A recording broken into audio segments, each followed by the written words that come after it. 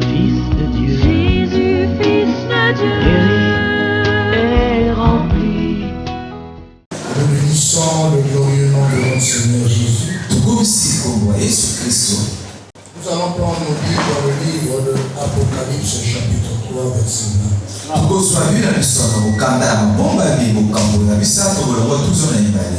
Apocalypse, chapitre 3, verset 20.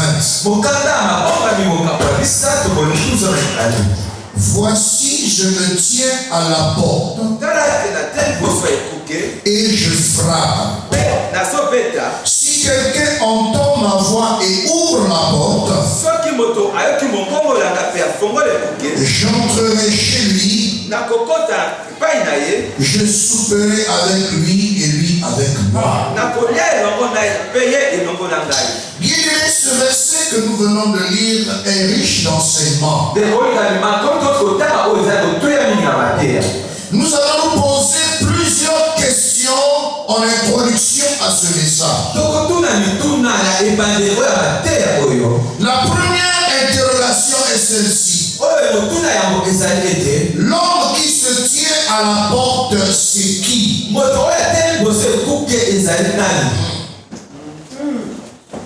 La deuxième interrogation qui va s'en suivre est celle-là. Lorsqu'une personne frappe à la porte, est-elle dedans ou dehors?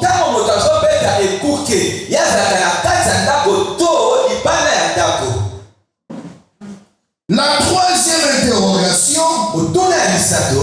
pourquoi alors cette personne frappe-t-elle à la porte et comment le fait-elle?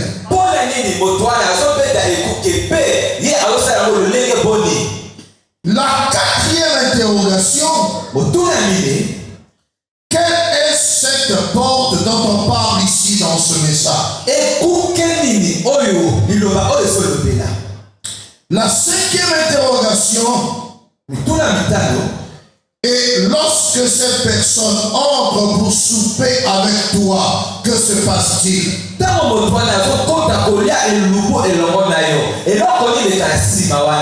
Nous comprenons au préalable, bien-aimé, que ce message fait partie des 7 lettres que Jésus-Christ envoie aux églises.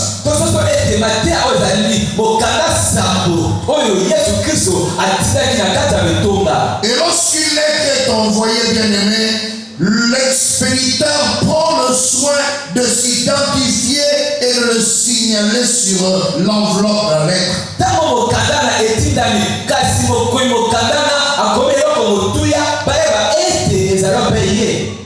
Et le destinataire, bien-aimé, bien qu'il s'agisse de l'église de Laodicée, mais cela n'est que l'échantillon et plusieurs églises ressemblent à celle de Laodicée.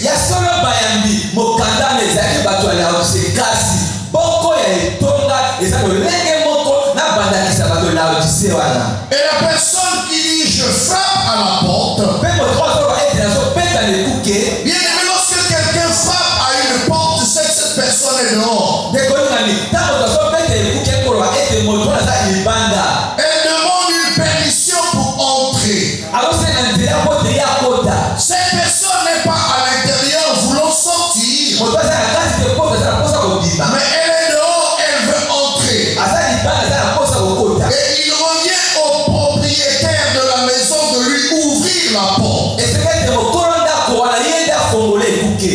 Alléluia. Amen. Et lorsque cette personne frappe, qui est notre Seigneur Jésus, bien-aimé, il frappe par sa parole qui est l'évangile. Parce que la Bible déclare la foi vient de ce qu'on entend vient de la parole de Christ.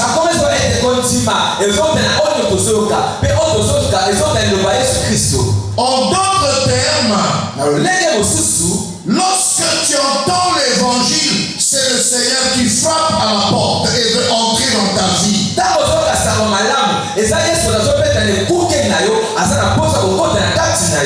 Et de quelle porte s'agit-il? Nous prenons le psaume 118, verset 19 et 20. De quelle porte s'agit-il? Dans le livre de Psaume, au chapitre 118, nous lisons le verset 19 et 20. Lisons au nom glorieux de notre Seigneur Jésus. Ouvrez-moi les portes de la justice. J'entrerai, je louerai l'Éternel. Et voici la porte de l'Éternel. C'est par elle contre les justes. Bien-aimé, il s'agit ici de la porte où le Seigneur veut faire son entrée pour que sa parole apporte la justice dans la vie des hommes.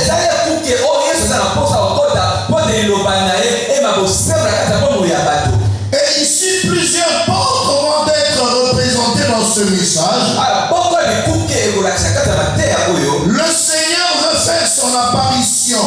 Le Seigneur veut faire son entrée là où il n'a pas place. Et lorsque le Seigneur fait son entrée, sa présence dans nos vies change les choses. Sa présence nous assure sa protection. Sa présence nous assure sa bénédiction. Bien-aimé, là où Dieu est présent, rien de négatif ne peut y être. Jésus veut faire son entrée quelque part. Il demande qu'on lui ouvre la porte. Nous allons regarder au niveau de la nation, au niveau du pays. Bien-aimé, dans chaque nation, dans chaque pays, il y a ce qu'on appelle la porte de la nation. Dans une nation où Jésus n'a pas sa présence, bien-aimé, rien ne marche. Et le Seigneur veut faire son entrée. Il va apporter une modification. Il veut bénir le pays. Il veut assurer la protection de la nation. Nous prenons nos Bibles, bien-aimés. Toujours dans le psaume, au chapitre 33, nous lisons le verset 12 et 13. Psaume chapitre 33, le verset 12 et 13. Que nous lisent les Écritures saintes. Lisons au nom glorieux de notre Seigneur Jésus. Heureuse la nation dont l'Éternel est le Dieu. Heureux le peuple qu'il choisit pour son héritage. Bien-aimé, c'est ainsi que parle le Seigneur. Une nation qui ne reçoit pas Jésus. Une nation dont Jésus n'est pas Seigneur. Une nation dont Jésus n'a pas été laissé entrer. Il y a des éminents serviteurs de Dieu qui sont venus annoncer l'évangile. Comment la population a reçu la parole? Comment les gens vivent cette parole? Par l'évangile. Lorsqu'ils entrent dans un pays, et si le pays est favorable à cet évangile, le Seigneur dit: heureuse la nation dont l'Éternel est Dieu. Bien-aimé, Jésus frappe premièrement à la porte d'un pays. Regardez la nôtre qui est le Congo. Est-ce que Jésus règne? N'est-ce pas que c'est la franc-maçonnerie? N'est-ce pas que c'est la magie? N'est-ce pas que c'est l'idolâtrie? Dans tous les ronds-points, dans tous les lieux, on a fait des monuments sataniques. Et le Seigneur est en dehors. Jésus est rejeté. Dans d'autres pays, c'est notre croyance. Bien-aimés, les hommes ont beau multiplier des stratégies et des efforts, ils ne peuvent pas être bénis. Rien ne peut s'améliorer. Mais le Seigneur veut faire son entrée. Et peu importe que le pays Seigneur. Mais s'il se trouve dans ce pays quelques modestes personnes qui ont accepté la parole, ces personnes peuvent bouleverser toute la nation. Nous prenons les Écritures dans le livre de 2 Chroniques, au chapitre 7, le verset 13 à 15. 2 Chroniques, chapitre 7, à partir du verset 13. Quand je fermerai le ciel et qu'il n'y aura point de pluie, quand j'ordonnerai aux sauterelles de consumer le pays, quand j'enverrai la peste parmi mon peuple, si mon peuple sur qui est évoqué mon nom s'humilie, prie et cherche ma face, s'il se détourne de ses mauvaises voies, j'exaucerai les cieux, je lui pardonnerai son péché et je guérirai son pays. Mes yeux seront ouverts désormais et mes oreilles seront attentives à la prière faite en ce lieu.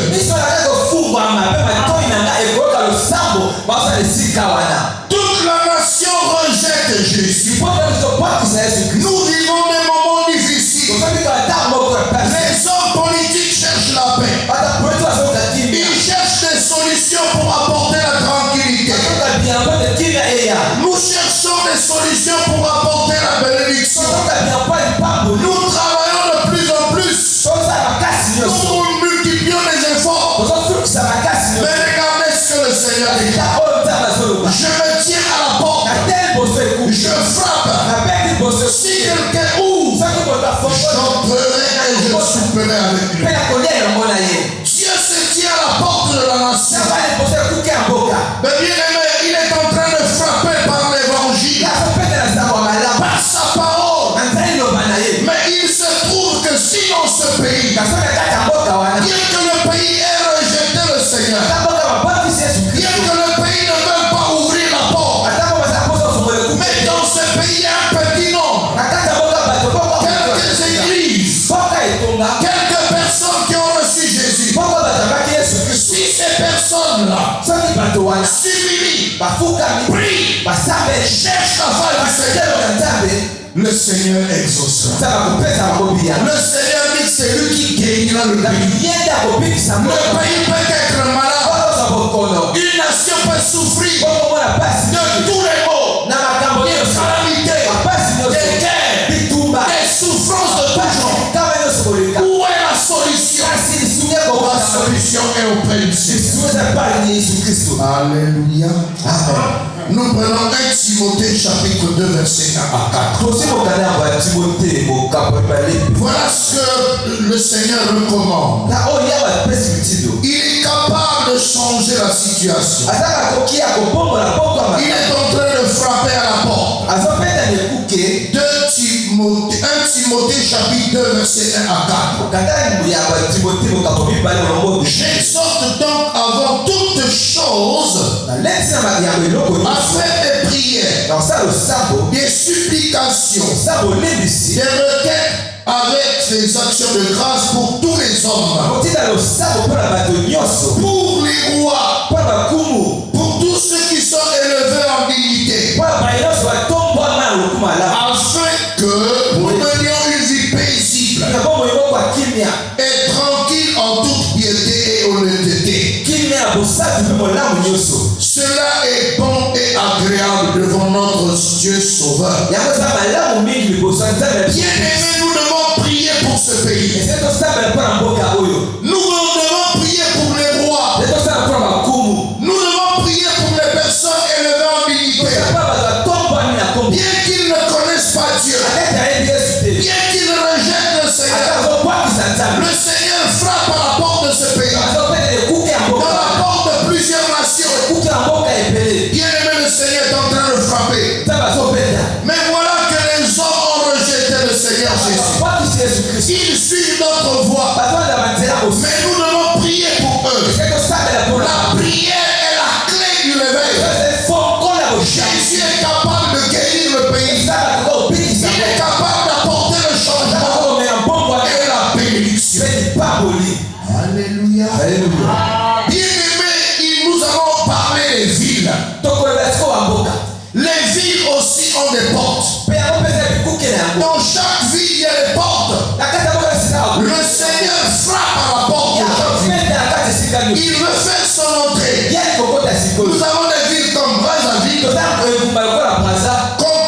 noire, comme Dolisie, comme Caïn et autres. Et dans toutes ces villes, Jésus veut faire son entrée.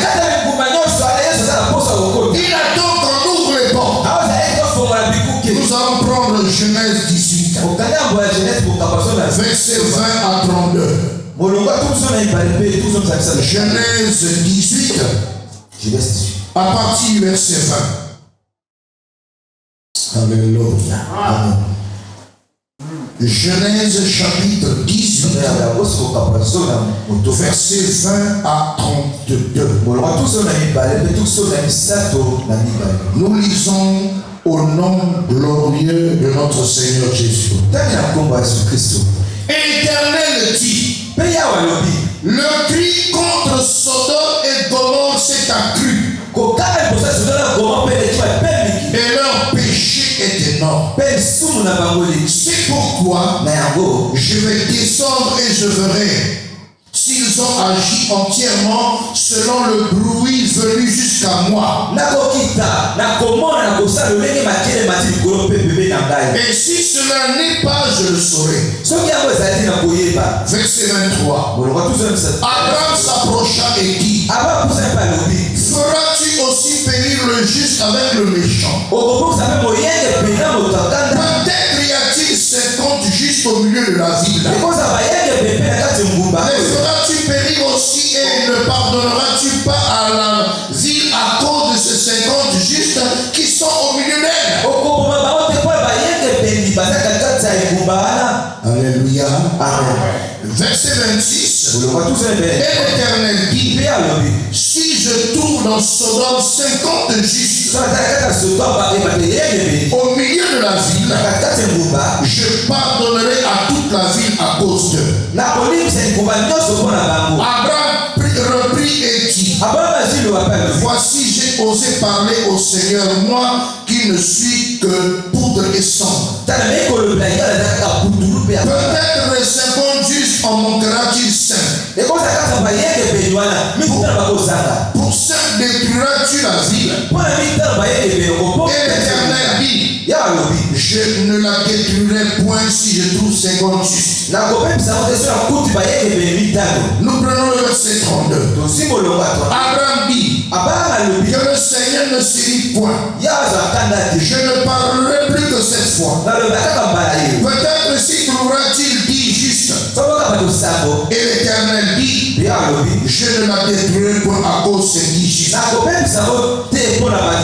L'Éternel s'en alla lorsqu'il eut achevé de parler à Abraham, et Abraham retourna dans sa demeure.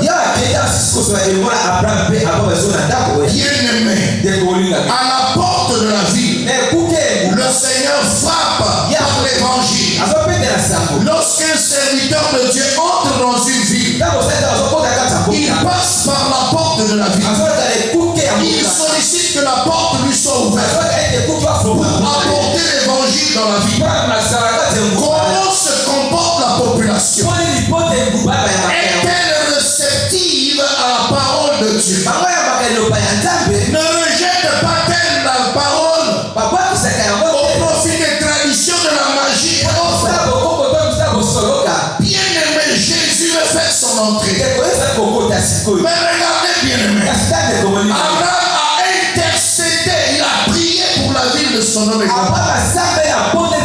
Il a osé entretenir le Seigneur à ce propos. Il intercédait parce qu'il avait à cœur son neveu Lot qui était dans la ville.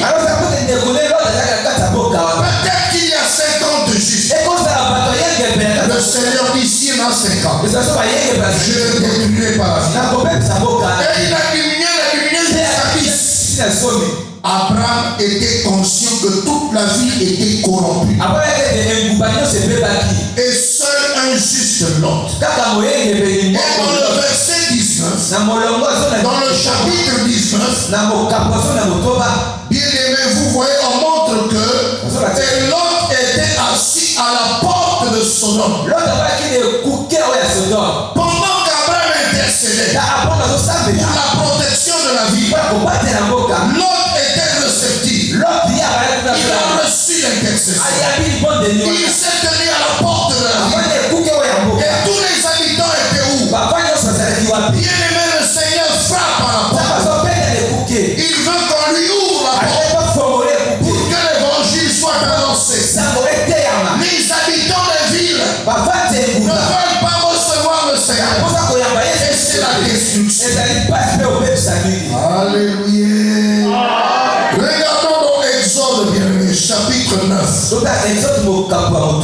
Exode chapitre 9, verset 22-29.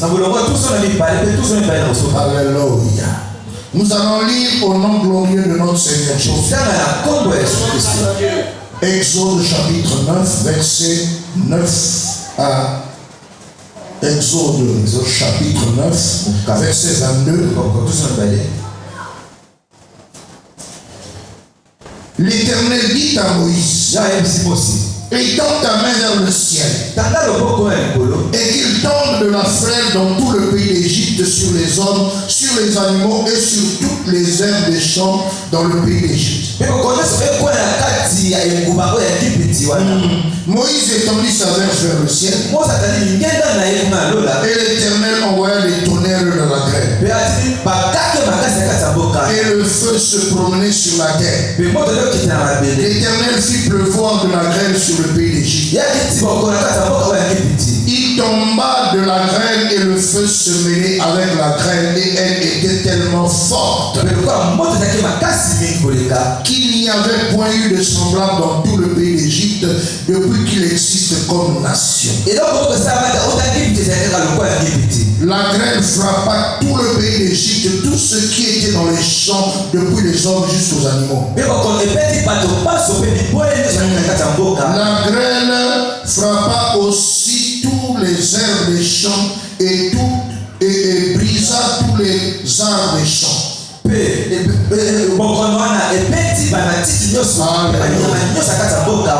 Ce fut seulement dans le pays de Gosen où étaient les enfants d'Israël qu'il n'y eut point de grêle. Pharaon fit appeler Moïse et Aaron et leur dit, cette fois j'ai péché. C'est l'Éternel qui est le juste. Et moi et mon peuple, nous sommes les coupables. Priez l'Éternel pour qu'il n'y ait plus de tonnerre et de grêle. Et je vous laisserai aller et l'on ne vous retiendra plus. Moïse lui dit, quand je sortirai de la ville, je lèverai ma main vers l'Éternel. Les tonnerres cesseront et il n'y aura plus de grêle afin que tu saches que la terre est à l'Éternel. Lorsque une ville ne reçoit pas le Seigneur, le Seigneur est capable de frapper la ville. Le Seigneur est capable de détruire la ville. Et les hommes et les animaux et les herbes des champs. Une malédiction pèsera sur la nation. Les hommes ont fourni les efforts. Les hommes ont beau travailler. Bien-aimé, Jésus est la solution. Une ville doit être évangélisée à Jésus. Regardez ce qui s'est passé dans toute l'Égypte. On dit que seul à Gosen, où il y avait les enfants d'Israël, que la malédiction n'avait pas frappé. Mais toute la nation était frappée par Dieu. Et lorsque l'homme de Dieu, on l'a appelé, on lui a dit, nous reconnaissons que nous avons péché. Prie l'Éternel pour nous. Il éloigne cette malédiction. Moïse a dit, je sortirai de la ville. Je sortirai par les portes de la ville. Et je lèverai mes mains à l'Éternel. C'est à cette condition que les tonnerres vont cesser. Et la grêle s'arrêtera. Mais la solution est auprès du Seigneur. Ce n'est pas les hommes politiques. Ce n'est pas les scientifiques. Jésus est la réponse et la solution. Le Seigneur frappe à la porte. Le message adressé dans l'Apocalypse 20. Nous devons lui ouvrir toutes les portes afin qu'il entre. Et lorsqu'il entrera, il dit, je souperai avec toi et toi avec moi. Le souper, ce ne sera pas du soir. Ce n'est pas le bonheur. Ce n'est pas qui tranquillise. Ce n'est pas qui assure la bénédiction et la tranquillité toute la vie. Ce n'est pas qui assure le bien-être. Le souper du soir, contient toutes les grâces de Dieu. Ouvre la porte au Seigneur. Alléluia. Alléluia. Nous regardons dans Matthieu 11. Regardez ce qui arrive dans les villes qui ne reçoivent pas le Seigneur. Dans Matthieu chapitre 11, du verset 20 à 24. Alors il se mit à faire des reproches aux villes dans lesquelles avaient eu lieu la plupart de ces miracles. Parce qu'elles ne s'étaient pas repenties. Malheur à toi, Chorazin.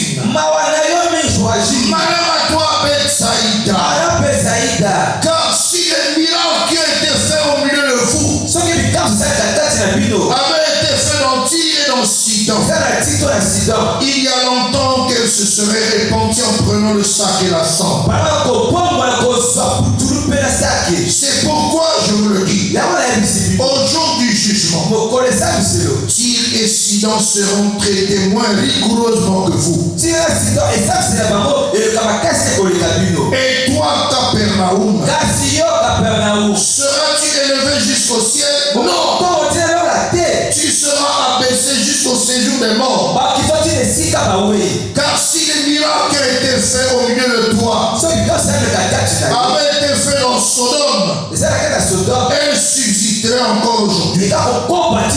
C'est pourquoi je vous le dis, au jour du jugement, le pays de Sodome sera traité moins rigoureusement que toi. Voilà ce qui se passe dans une ville qui ne reçoit pas l'évangile. C'est là que le Seigneur veut faire son entrée.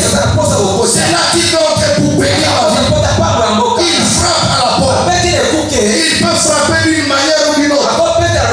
Il peut faire son entrée pour bénir cette vie. Et regardez bien aimé, lorsqu'il fut près de la porte, voici on portait en terre un mort, fils unique de sa mère, qui était veuve. Et il y avait avec elle beaucoup de gens de la ville. Vous pouvez lire tout le récit. Jésus est entré dans la porte de cette ville. Là, bien aimé, il y avait un fils unique, mais qui était mort. Lui, le fils unique vivant. Et la rencontre du fils unique vivant avec le fils unique mort. Là, à la porte de la ville, quelque chose s'est passé. Pendant que tout le monde pleurait, vous savez, la veille, tout le monde pleure. Ceux qui arrivent en retard de 2 jours pleurent. Ceux qui arrivent 5 jours après pleurent. Et les personnes compatissaient. Cette femme-là est veuve. C'est-à-dire qu'elle avait déjà perdu son mari. Son espoir, c'était que ce fils unique. Elle comptait sur lui. Et voilà que ce fils est mort. Elle n'avait plus rien. Elle était malheureuse et inconsolable. Toute la ville compatissait. Mais là, à la porte de la ville, il s'est passé quelque chose. Je t'annonce une bonne nouvelle ce matin. La porte de la ville doit s'ouvrir pour que Jésus fasse son entrée. Il frappe à la porte. Et lorsqu'il a posé sa main sur le Seigneur, il dit, femme, arrête-toi. Ne pleure point. Alors que tous ceux qui viennent assister à la veillée ajoute que les pleurs, mais Jésus dit ne pleure pas. Il change de langage. Et lorsqu'il pose sa main sur le Seigneur, quelque chose se passe. Et cet enfant est ramené à la vie. Regardez le témoignage. Tous furent saisis de crainte. Et ils glorifiaient Dieu disant, un grand prophète apparu parmi nous et Dieu a visité son peuple.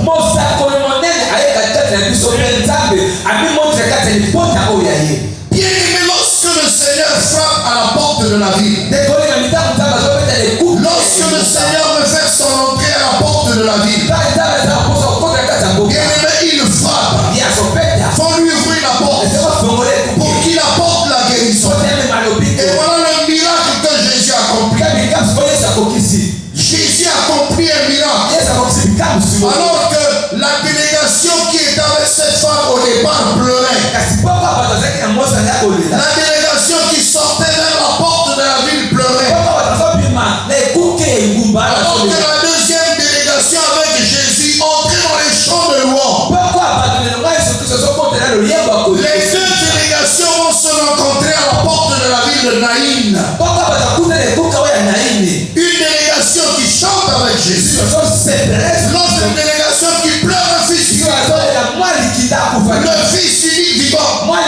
rencontre le fils uniquement.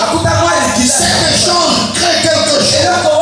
Le miracle se produit. Et tous les habitants ont cessé de pleurer. Ils étaient témoins de ce spectacle.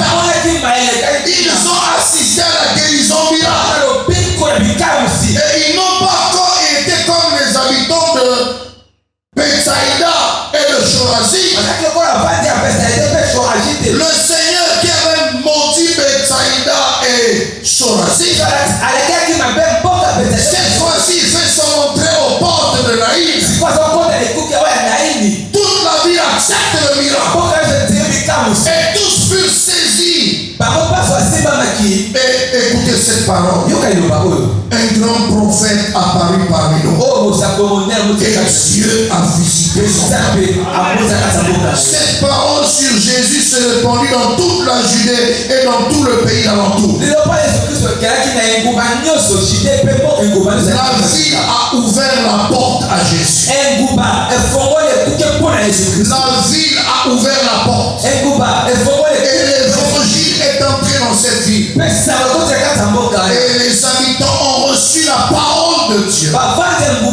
C'est cette parole qui guérit. C'est cette parole qui apporte un miracle. Et si nous repartons au niveau d'une église, ce message que nous avons lu dans Apocalypse 3 au verset 20 s'adresse à l'église de Laodicée. L'une des 7 églises de l'Asie où le Seigneur a envoyé les lettres. Mais bien aimé, il a envoyé à cette église d'Asie. Non pas que le message concernait les 7 églises d'Asie. De nos jours, dans tous les 4 coins du monde, les églises reçoivent qui ressemblent à l'église de Laodicée. Ils sont ni chauds ni froids. Ils mélangent la chaleur et la froideur. Ils mélangent l'évangile et les traditions.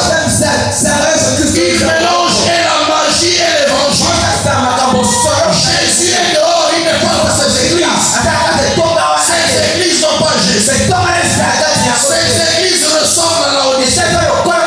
Et le Seigneur dit, je frappe à la porte. Si quelqu'un entend ma voix, c'est qu'il est dehors, il frappe. Nous avons dit au départ, quand quelqu'un frappe à la porte, il n'est pas dedans.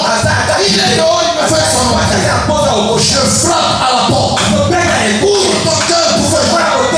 Une église qui ne reçoit pas Jésus, c'est une église tiède. Une église que Jésus va vomir. Une église doit recevoir Jésus.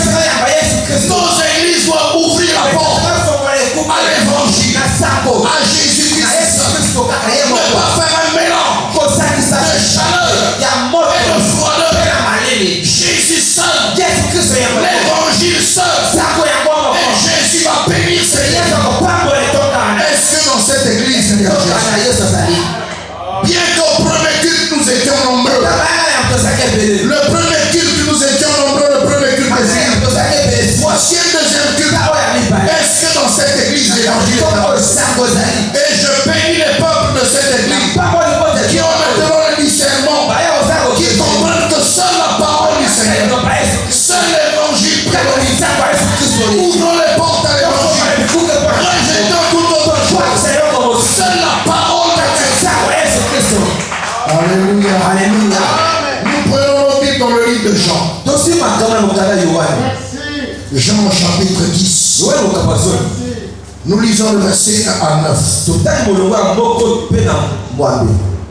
En vérité, je vous le dis. Celui qui n'entre pas par la porte dans la bergerie, mais qui monte par ailleurs est un voleur et un brigand. Mais celui qui entre par la porte est le berger des brebis. Le portier lui ouvre. Et les brebis entendent sa voix. Le portier, ce sont les pasteurs de la bergerie.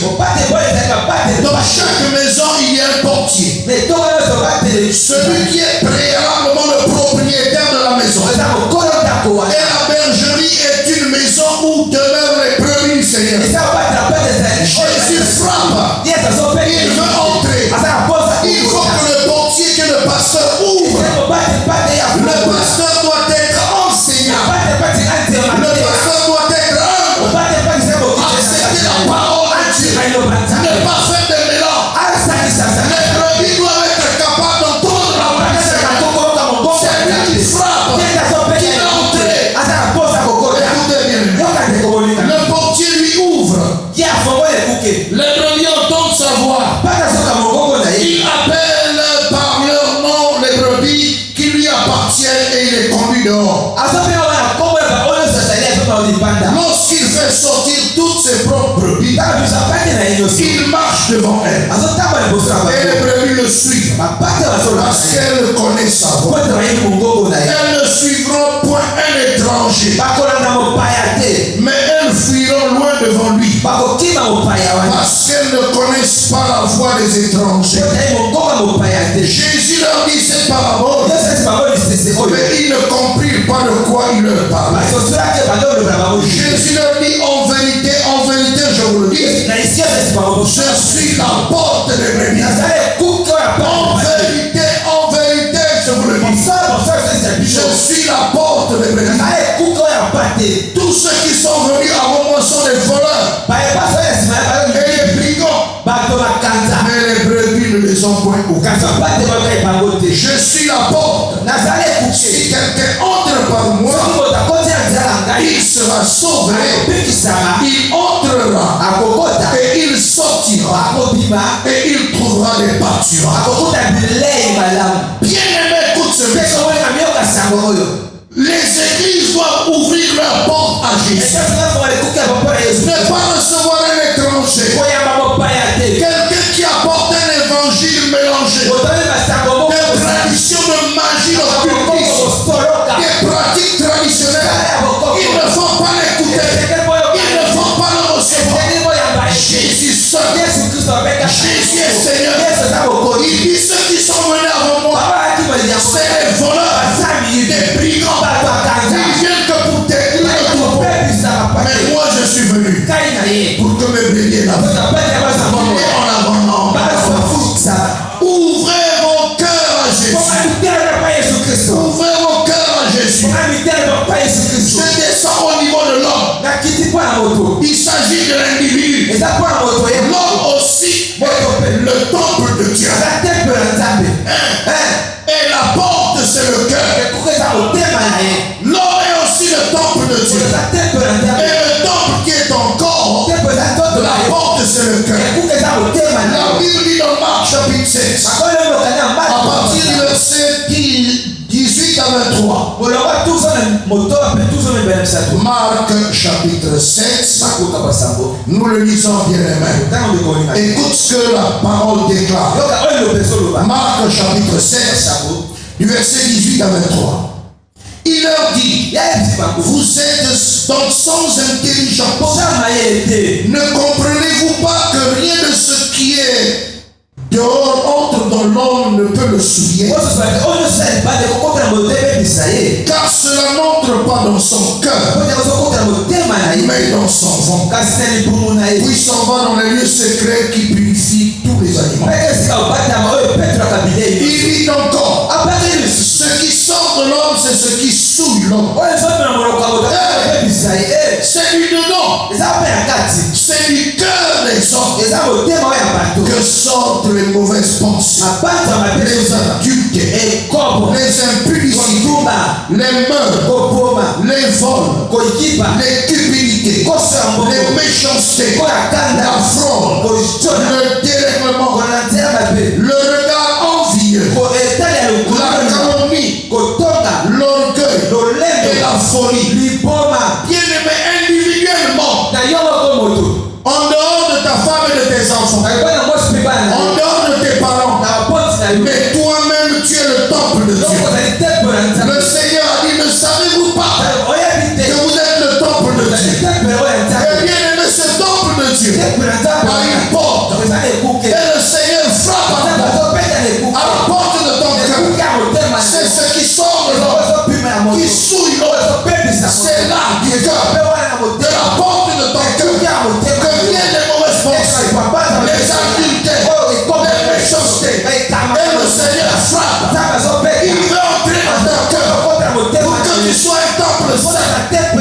Lorsque tu ouvres la porte du cœur, rien que la présence de Jésus, toutes ces mauvaises choses, tu ne te battras plus avec un puissant péché. Tu ne pourras pas te battre. Ces péchés qui te tenaient, bien s'en iront tous. Parce que Jésus a fait son entrée dans ton cœur. La porte du temple de ton corps, c'est le cœur. Ouvre ton cœur à Jésus. Reçois-le comme Seigneur et Sauveur. Il sauvera ta vie. Je termine ce message par Colossiens chapitre 4. C'est pour ça que notre bien-aimé frère a déclaré ceci dans le livre de Colossiens. Dans la parole du Seigneur, il a dit ceci. Colossiens chapitre 4. Nous allons le lire. Verset 3. Il déclare ceci. Priez en même temps pour nous, afin que Dieu nous ouvre une porte pour la parole, en sorte que je puisse annoncer le mystère de Christ, pour lequel je suis dans les chaînes. Nous avons vu qu'au niveau des nations, il y a une porte. Au niveau de chaque ville, il y a la porte. Au niveau de chaque église, il y a une porte. Et au niveau individuellement, il y a la porte. Et l'apôtre Paul, qui a été choisi par Dieu, qui est le serviteur de Dieu, comprenant la résistance des hommes à tous ces niveaux, il dit soutenez-nous par là.